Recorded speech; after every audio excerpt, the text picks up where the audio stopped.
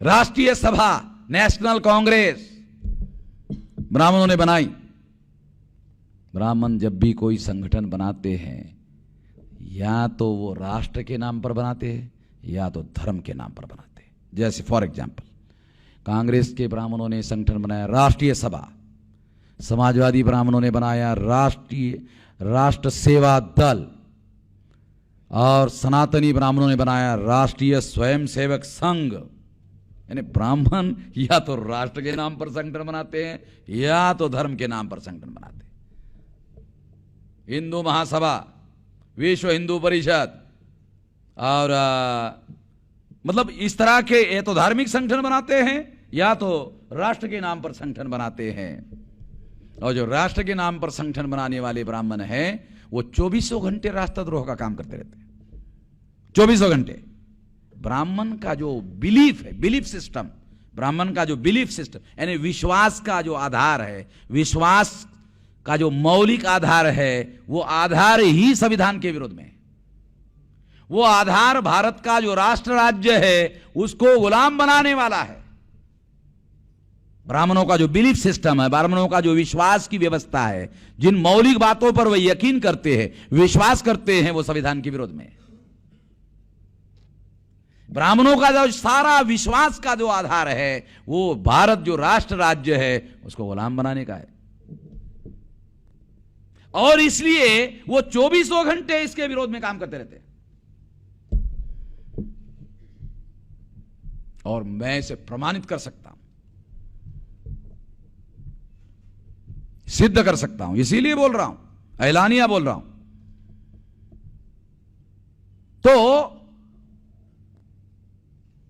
National Congress बनाई, ज्योतिराव फुले जीवित थे, ज्योतिराव को कांग्रेस में लाने का प्रयास हुआ और इसके लिए ब्राह्मणों ने रानडे को काम पर लगाया। रानडे ने चिट्ठी लिखी ज्योतिराव फुले को, ज्योतिराव फुले ने जवाब दिया, रानडे को कहा, माझ्या घालमोड्या दादा, उस समय की मराठी, माझ्या घालमोड्या दादा, तुम्ही उंटावर बसून शेड्या वळवणारे लोक, आम्ही कुणबिकी करणारे लोक, आमच्या बरोबर तुम्ही बरोबरीनं व्यवहार कराल याची सुतराम शक्यता नाही। एकदम एक लाइन में पिन पॉइंटेड बात, इतना प्रिसाइजली, इतनी बड़ी बात। हम लोग जो बहुजन समाज के लोग हैं वो भेड़ बकरियां भी चराते हैं, तो भेड़ बकरियां पैदल चलती है, हम भी उसके पीछे पीछे चलते हैं। मगर तुम जब भेड़ बकरियां चराते हो तो ऊंट पर बैठते हो। ऊंट पर बैठकर भेड़ बकरियां चराने वालों, हम कुणबिकी करने वाले जे लोग हैं त्यांच्या बरोबर तुम्ही बरोबरीनं व्यवहार कराल याची सुतराम शक्यता नाही, आणि म्हणून मी तिथं येणार नाही। तुम्ही जिथं यायला सांगता येणार नाही। साथियों, कांग्रेस की स्थापना होने के 5 साल तक ज्योतिराव फुले जीवित थे, 1885, 1890। ज्योतिराव फुले कांग्रेस में शामिल नहीं हुए। सबसे सयाना आदमी शाहू महाराज के पास तिलक गए कांग्रेस में शामिल होने की करवाने के लिए। उन्होंने उनको कहा की तुम्ही माझ्यासारख्या राजाबरोबर जो ब्राह्मण लोक व्यवहार करता, उद्या तुमचं स्वराज्य आलं तर तुम्ही आमच्या प्रजेबरोबर काय व्यवहार कराल याचा विचार करूनच माझ्या अंगावर काटे येतात। शाहू महाराज ने उसको कहा, तिलक को, याचा विचार करूनच माझ्या अंगावर काटे येतात।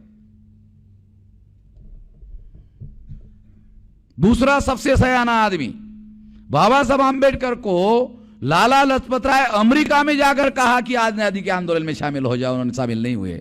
बाबा साहब भारत आए, फिर दोबारा वापस आके मिला, फिर भी बाबा साहब आंबेडकर ने इनकार कर दिया। सबसे सयाने आदमी कांग्रेस में शामिल होने के लिए तैयार नहीं थे।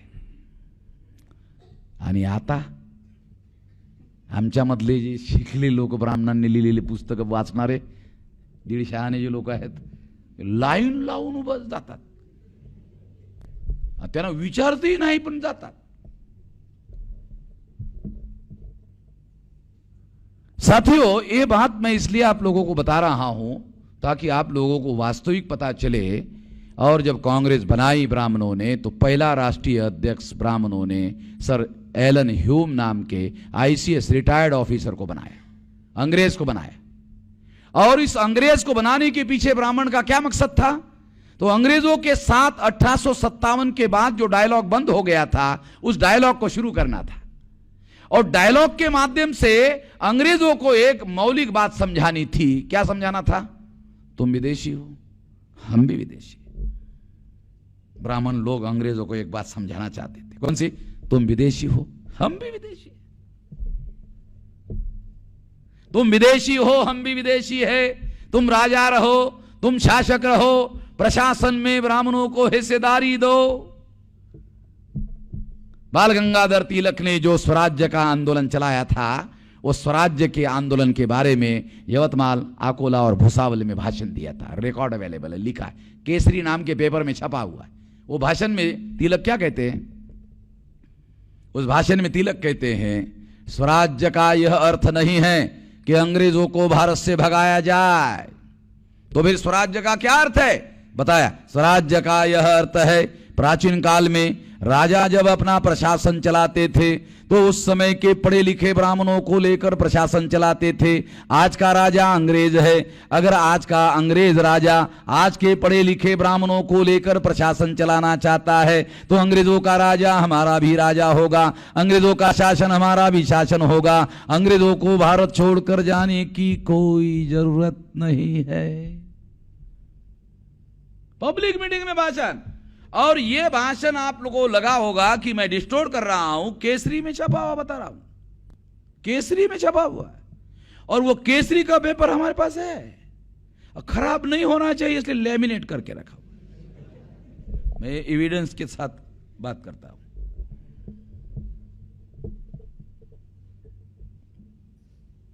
तो इस तरह से ये उदाहरण क्या सिद्ध करता है? ये जो तिलक का जो भाषण है, इसका अर्थ आपको बताना होगा, तब समझ में आएगा। क्या अर्थ? इसका अर्थ है कि स्वराज्य का आंदोलन स्वराज्य का आंदोलन नहीं था। स्वराज्य का आंदोलन अंग्रेजों के राज में ब्राह्मणों को प्रशासनिक हिस्सेदारी मांगने का आंदोलन था, और सभी भारतीयों के लिए प्रशासन में हिस्सेदारी मांगने का नहीं, तो केवल ब्राह्मणों को प्रशासन में हिस्सेदारी मांगने का आंदोलन था।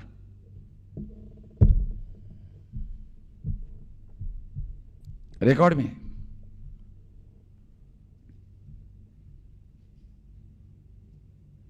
बाल गंगाधर तिलक ने arctic to home in the Vedas नाम का किताब लिखा, अंग्रेजी में लिखा। उस किताब में क्या लिखा? अंग्रेज लोग जब अमेरिका गए तो वहां के मूल निवासियों को मार दिया, खत्म कर दिया। हम ब्राह्मण लोग जब भारत में आए तो ब्राह्मणों ने अर्थात हमारे पुरखों ने भारत के मूल निवासियों को खत्म नहीं किया। ये हमारे पुरखों की बहुत भारी गलती थी। समझ में नहीं आया आपको? दोबारा बोलता हूं। तिलक ने लिखा, अंग्रेज इंग्लैंड से चलकर अमेरिका गए, अमेरिका के मूल निवासियों को मारा, खत्म कर दिया, अपना राज स्थापित किया। हम ब्राह्मणों के पुरखे भारत में आए, भारत के मूल निवासियों को खत्म नहीं किया, नहीं मारा। ये हमारे पुरखों की बहुत भारी गलती थी। इसका मतलब समझते हो? मूल निवासियों को खत्म करना चाहिए था, मारना चाहिए था, जड़ समेत खत्म करना चाहिए था। अगर आपके पुरखों को खत्म कर दिया होता तो ये जो आप लोग दिख रहे हो, ये जो दिख रहे हो, पता होता चलता।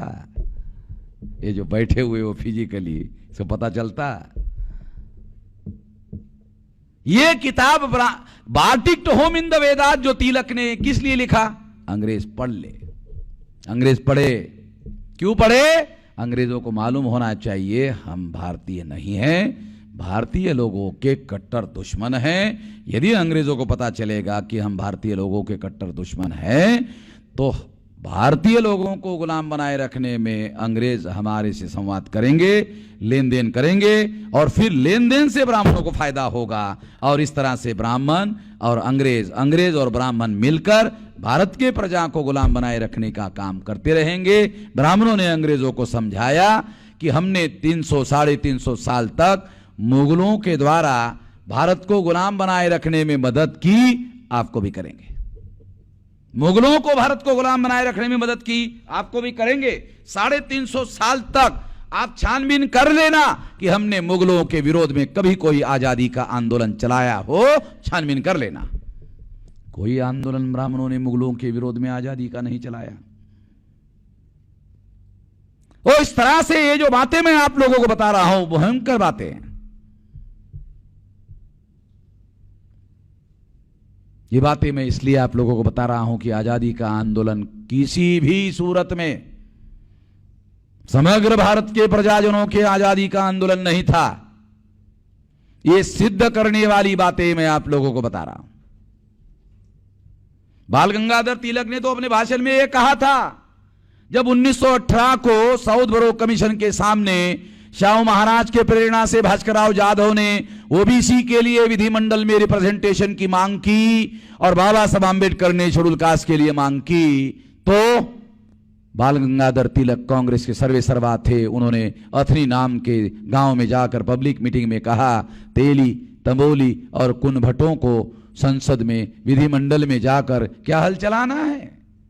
तेली को संसद में जाकर क्या तेल निकालना है? दर्जी को संसद में जाकर क्या कपड़े सिलाना है?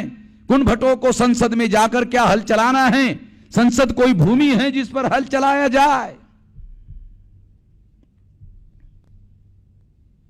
तेली, दर्जी, कुनभट, कुनबी, कुनभट का मतलब गाली। कुनबी को अगर गाली देना है तो कुनभट कहो, तो गाली देकर कहा, पब्लिक मीटिंग में कहा।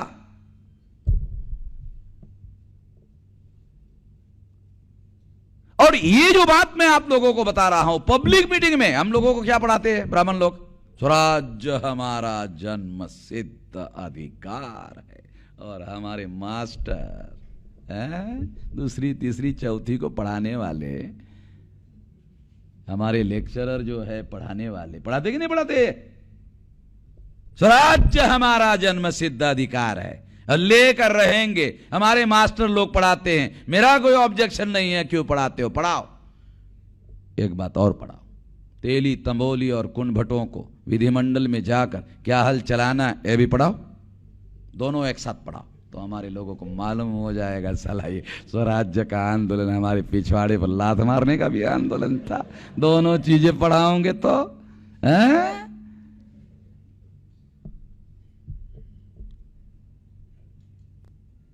ये किससे हिस्टोरिकल डॉक्यूमेंट्री एविडेंस है। और मैंने ऐलानिया ब्राह्मणों को कहा कि तुमको अगर मेरे से बहस करना, आ जाओ, टीवी पर तुम्हारे साथ बहस करने के लिए मैं तैयार हूं। एविडेंस हमारे लोगों के नहीं है, उनके है। अब उनके एविडेंस कैसे इनकार करेंगे? तो कुछ ब्राह्मण ऐसा लिखते हैं आजकल, नाही तिलकांनी मेल्यानंतर नकारला होता। अबे मेल्यानंतर कसं काय नकारला? अच्छा आहे नाही, आमचा म्हणण्याचा अर्थ असा होता की त्यातून असा अर्थ ध्वनित होतो। ब्राह्मण लोग झाले भाषा शास्त्र को खींचतान करके चालाकी करने की कोशिश करते हैं। मेरे साथ कोई ब्राह्मण बहस करने के लिए नहीं आता। बहुत दिन मैंने सोचा था मेरे साथ ब्राह्मण बहस करने के लिए क्यों नहीं आते हैं? क्या ब्राह्मणों ने अपने घरों में बच्चे पैदा करना बंद कर दिया क्या? मुझे बहुत दिन डाउट हो गया। मैंने छानबीन किया तो पता चला नहीं, बच्चे पैदा हो रहे हैं, बच्चे हैं, मगर वो मेरे साथ बहस नहीं करना चाहते। तो मैंने इसकी छानबीन किया, तो मेरे साथ क्यों नहीं करना चाहते ब्राह्मण, मेरे साथ बहस क्यों नहीं करना चाहते? तो बहुत सोचने के बाद मुझे पता चला कि ब्राह्मणों ने सोचा कि वामन मेश्राम एक पागल आदमी है और ये रेयर किस्म का पागल है, मराठी में दुर्मिळ प्रकार सा पागल। इसको हमारे बदमाशी का पता चल गया है। एक आदमी को पता चला, बाकी किसी को तो पता चला नहीं है। ये आदमी बोलेगा बोलेगा बोलेगा बोलेगा बोलेगा बोलेगा, कितना बोलेगा भाई, बोलते बोलते थक जाएगा। अगर इसके साथ हम टीवी पर बहस करें तो करोड़ों लोग देखेंगे एक साथ, और एक साथ करोड़ों को मालूम हो जाएगा, तो बेवकूफी होगी उसके साथ बहस करना, करोड़ों को जानकार बनाना। अच्छा है बहस ना किया जाए। बोलेगा बोलेगा बोलेगा, कितने लोगों को बोलता रहेगा भाई, बोलते बोलते थक जाएगा। ये उसके पीछे मकसद है कि इस विषय पर वो चर्चा नहीं करना चाहते हैं, क्योंकि इससे जागरण फैलेगा, इसलिए वो नहीं करना चाहते। तो मैंने आप लोगों को ये सारे किस्से बताए। ये किस्से इस बात को सिद्ध करते हैं कि आजादी का आंदोलन सभी लोगों के आजादी का आंदोलन नहीं था। आर्टिक्ट होम द वेदास में तिलक ने लिखा हम विदेशी है, डिस्कवरी ऑफ इंडिया में जवाहरलाल ने लिखा हम विदेशी है, इंदिरा गांधी को लेटर्स लिखा, उसमें लिखा जवाहरलाल नेहरू ने हम विदेशी है, केशव चंद्र सेन, विद्यासागर, राजा राम मोहन राय लंदन गए तो पत्रकारों ने घेरा राजा राम मोहन राय को, पूछा राजा साहब लंदन के धरती पर आने के बाद कैसा लग रहा है? कहा अपने बिछड़े हुए भाइयों के बीच में आकर बहुत अच्छा लग रहा है। यानी अंग्रेजों को भाई बोल रहा है, ये बिछड़े हुए भाई है। अगर अंग्रेज राजा राम मोहन राय के भाई है तो हम कौन है? हम तो दुश्मन हो गए ना फिर हम तो भाई नहीं हो गए। रविंद्रनाथ टैगोर जब अंग्रेजों का राजा आया कलकत्ता तो उसके स्वागत के लिए गीत लिखा। राजा बैठा था मंच पर, गीत गाया जा रहा था, हे जन के अधिनायक, हे मन के अधिनायक, हे गण के अधिनायक, तेरी जय हो, जन गण मन अधिनायक जय हो। और कितनी बार जय हो? जय जय जय जय जय हो। एक बार जय नहीं हो, 4-4 बार जय हो। और जय क्यों हो? उसका भी कारण है। जय क्यों हो? भारत भाग्य विधाता। राजा को क्या बोल रहे? तुम भारत का भाग्य विधाता हो और इसलिए तुम्हारी जय हो। और हम लोग मूल निवासी बहुजन गाते रहते, तल्लीन होकर गाते रहते। हमें पता ही नहीं चला इसका मीनिंग क्या है।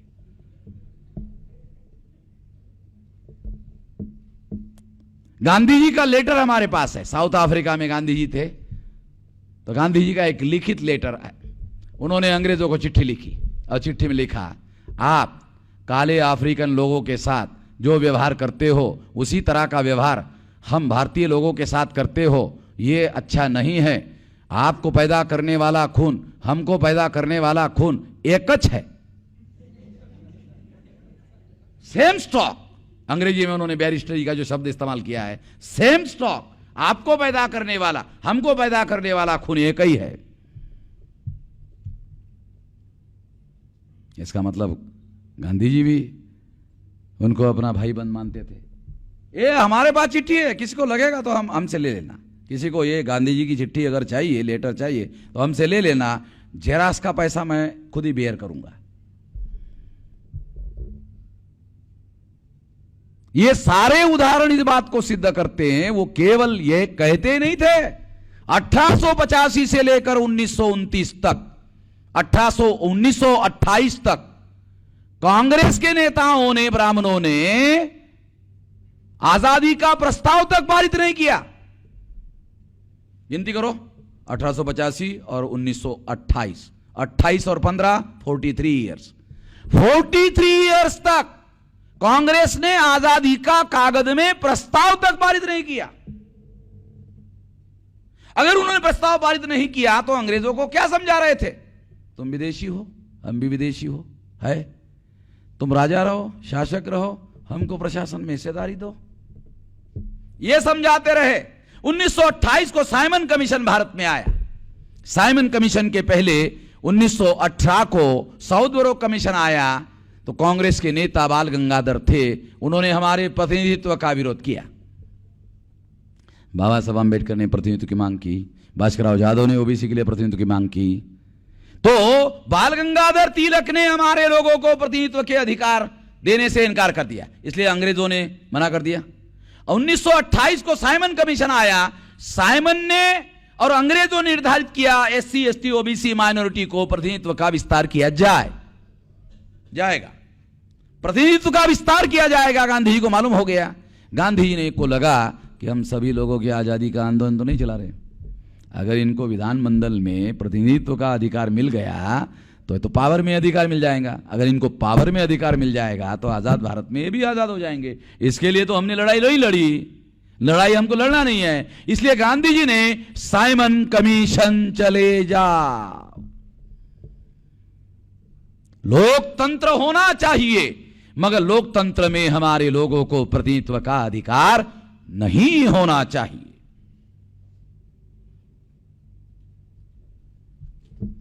साइमन कमीशन को गांधी और कांग्रेस के नेताओं ने कितना विरोध किया, कितना उग्र विरोध था। तो लाहौर में लाला लजपत राय के छाती पर लाठी पड़ने से लाला जी मारे गए, तो इतिहास में लिखा जाता है लाला जी शहीद हो गए। क्या के लिए शहीद हुए?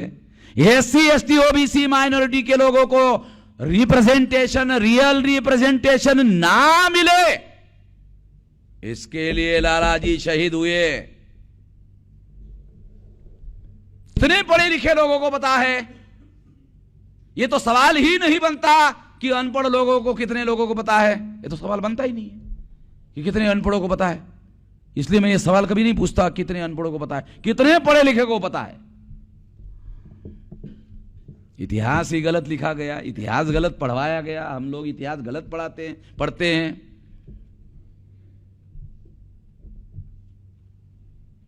राउंड टेबल कॉन्फ्रेंस में गांधी जी गए, बाबा साहब आंबेडकर भी थे। गांधी जी उठकर खड़े हो गए। गांधी जी ने भाषण में कहा, यदि अंग्रेज मुझे आजादी देते हैं, मैं लंदन में जाकर के स्टडी करके आया हूं, लंदन में जो डॉक्यूमेंट रखे हैं उसका स्टडी करके आकर बोल रहा हूं। राउंड टेबल कॉन्फ्रेंस के गांधी जी ने अपने भाषण में कहा, यदि अंग्रेज मुझे आजादी देना चाहते हैं और उस आजादी में अछूतों को पृथक चुनाव क्षेत्र देते हैं, तो मुझे ऐसी आजादी बिल्कुल नहीं चाहिए। बाबा साहब आंबेडकर उपस्थित थे। बाबा साहब आंबेडकर के सामने बाबा साहब आंबेडकर ने गांधी जी का प्रतिवाद किया, तो गांधी जी को लगा कि मेरी तो बगैर पानी लगाकर हजामत हो रही है। इसलिए गांधी जी उठकर खड़े हो गए और गांधी जी ने प्रस्ताव रखा कि मीटिंग को एक दिन के लिए स्थगित किया जाए। हजामत हो रही थी, इसलिए गांधी जी को लगा कि थोड़ा ये गड़बड़ हो रहा है। तो अंग्रेजों ने पूछा क्यों? तो गांधी जी ने कहा, हम भारत के लोग यहां आकर आप लोगों के सामने आपस में लड़ाई झगड़ा कर रहे हैं, मुझे अच्छा नहीं लग रहा है। अच्छा, झगड़ा साले तूने किया और तू खुद ही बोल रहा है कि मुझे झगड़ा अच्छा नहीं लग रहा है। शुरुआत उसी ने किया, झगड़ा मुझे अच्छा नहीं लग रहा है। तो अंग्रेजों ने पूछा फिर क्या करना चाहते हो? हम जो भारत के प्रतिनिधि आए हैं, आपस में मिलकर वार्ता करके, चर्चा करके कंसेंसस बनाना चाहते हैं, आम राय बनाना चाहते हैं, एक राय बनाना चाहते हैं। अंग्रेजों ने कहा, गांधी जी अच्छा प्रस्ताव, अच्छा प्रस्ताव, स्थगित कर दिया, एक दिन आपको दे दिया। गांधी जी ने आम राय बनाने के बजाय, आम राय बनाने के लिए किया ही नहीं था, गांधी जी ने मुसलमानों को अपने घर में खाना खाने के लिए बुलाया। और मुसलमान नेता थे, तो मुसलमानों को खुश करने के लिए, राजनीति का नियम कहता है कि मुसलमानों को खुश करने के लिए खाना भी उसी तरह का खिलाया जाए जिससे मुसलमान खुश हो। तो गांधी जी ने मुसलमानों को गाय का गोश्त खिलाया ताकि मुसलमान खुश हो जाए। डिप्लोमेसी तो यही कहती है। शिवाजी महाराज के बाद जब औरंगजेब के दूत आते थे, तो शिवाजी महाराज मुसलमानों, औरंगजेब के दूतों को गाय का गोश्त खिलाते थे। मेरे पास डॉक्यूमेंट है। एक बार बाबा साहब आंबेडकर के घर की सफाई हो रही थी, तो नौकर भागते दौड़ते बाबा साहब आंबेडकर के पास आए। बाबा साहब, विदेशी दारू के खाली खोके और दारू की बोतलें खाली पड़ी हुई है, आप तो पीते नहीं हो, तो ये कैसे? भागते दौड़ते आकर बाबा साहब को कहने लगा। बाबा साहब ने उस नौकर को डांटा, तेरे को मालूम नहीं है आपने यहाँ जवाहरलाल जी आते रहते, वो देशी थोड़ी पीते हैं? तो देशी जब पीते नहीं है तो विदेशी के ही तो रहेंगे ना। डिप्लोमेसी अंग्रेजी का शब्द है, पता नहीं आप लोग जानते कि नहीं जानते, जिसको हिंदी में राजनय कहते हैं। राजनय अंग्रेजी में डिप्लोमेसी। तो इस तरह से गांधी जी ने मुसलमान नेताओं को खुश करने के लिए गाय का गोश्त खिलाया और खिलाने के बाद सोचा अभी मुसलमान खुश हो गए होंगे, तो गांधी जी ने प्लेन पेपर निकाला, साइन कर दिया, यहां ऊपर सारा प्लेन था, साइन कर दिया और कहा आपकी जो भी मांगे है ऊपर लिख लेना, साइन कर देता हूं मैं पहले ही, मंजूर है तुम्हारी बातें, जो लिखोगे मंजूर, एक शर्त है। मुसलमानों ने पूछा क्या? कल जब राउंड टेबल कॉन्फ्रेंस की मीटिंग शुरू होगी तो डॉक्टर आंबेडकर की मांगों को आपको विरोध करना होगा। मुसलमान नेताओं को लगा अरे ये बनिया आदमी लेना जानता था, देना नहीं जानता था, इसका हृदय परिवर्तन कैसे हो गया? हम सोचे ही रहे थे ये हृदय परिवर्तन नहीं हुआ, इसका तो हृदय ही नहीं है, परिवर्तन होने का सवाल ही नहीं है। मुसलमान नेताओं को लगा कि देने लेने का अधिकार गांधी जी के पास नहीं है, वो तो अंग्रेजों के पास है। तो इसका मतलब यह है कि गांधी जी अछूतों और मुसलमानों में झगड़ा लगाना चाहते हैं। जैसे मुसलमान नेताओं को बात समझ में आई, मुसलमान नेताओं ने हाथ जोड़कर कहा गांधी जी आप कहते हो इसका विरोध करो, उसका विरोध करो, इसका विरोध करो, उसका विरोध करो, हम किसी का भी विरोध करने वाले नहीं हैं। आपको हमारी मांगे मंजूर है तो ठीक है, नहीं है नमस्कार। गांधी जी को नमस्कार करते हुए चले गए। बाबा साहब आंबेडकर जहां रुके थे वहां गए, कहा गांधी जी ने आपके खिलाफ, आपके लोगों के खिलाफ हमारे पास गुप्त प्रस्ताव रखा था। बाबा साहब आंबेडकर ने एक प्रेस स्टेटमेंट रिलीज किया और कहा कि गांधी जी इसी तरह से हमारे लोगों के खिलाफ षड्यंत्र करते रहे तो हम लोगों को दुनिया के मंच पर गांधी जी को नंगा करना होगा, मजबूरन नंगा करना होगा। इसलिए हमारी गांधी जी को सलाह है कि गांधी जी इस तरह के षड्यंत्र से विरत रहे तो ज्यादा बेहतर है, नहीं तो हम लोगों को मजबूर होकर नंगा करना होगा। मैं अपनी बात थोड़ा जोड़ना चाहता हूं ताकि आपको थोड़ा समझ में आ जाएगा। गांधी जी के कमर के ऊपर कपड़ा नहीं था, गांधी जी के घुटनों के नीचे कपड़ा नहीं था, थोड़ा सा हिस्सा ढका हुआ था, इसलिए बाबा साहब आंबेडकर को नंगा करने के लिए ज्यादा मेहनत करने की जरूरत नहीं थी। दूसरे दिन राउंड टेबल कॉन्फ्रेंस की मीटिंग शुरू हुई। गांधी जी का सारा षड्यंत्र तो विफल हो गया था, आमराय बनाने की कोशिश गांधी जी ने तो की नहीं थी। अंग्रेजों ने जाते ही पूछा गांधी जी आमराय बनाने के लिए आपने एक दिन का समय मांगा था, क्या हुआ? कहा नहीं हो पाया। अच्छा ठीक है। रैमसे मैकडोनाल्ड जो प्रधानमंत्री थे उन्होंने प्रस्ताव रखा कि भारतीय लोगों के लिए पंचम जॉर्ज की अध्यक्षता में लवाद मंडल नियुक्त किया जाता है और ये लवाद मंडल जो भी निर्णय देगा वो भारतीय प्रतिनिधियों को मंजूर होगा। गांधी जी उठकर खड़े हो गए, कहा मुझे मंजूर है, ये प्रस्ताव मुझे मंजूर है। राउंड टेबल कॉन्फ्रेंस समाप्त हो गई, गांधी जी बाहर आए। गांधी जी को मालूम था कि बाबा साहब आंबेडकर ने जो बहस की थी इसलिए अंबेडकर के ही समर्थन में फैसला होगा, इसलिए गांधी जी के दिमाग में बात थी, इसलिए उन्होंने पत्रकारों को बुलाया और कहा यदि अंग्रेजों ने अंबेडकर की बात को स्वीकार किया तो मैं जान की बाजी लगा दूंगा। ये धमकी के आरोप में गांधी जी बॉम्बे पहुंचते ही पुलिस वालों ने गांधी जी को अरेस्ट करके एरोड़ा जेल में डाल दिया। 17 अगस्त 1932 को गांधी कमल अवार्ड अंग्रेजों ने घोषित किया और बाबा साहब आंबेडकर की 4 प्रमुख मांगे मंजूर कर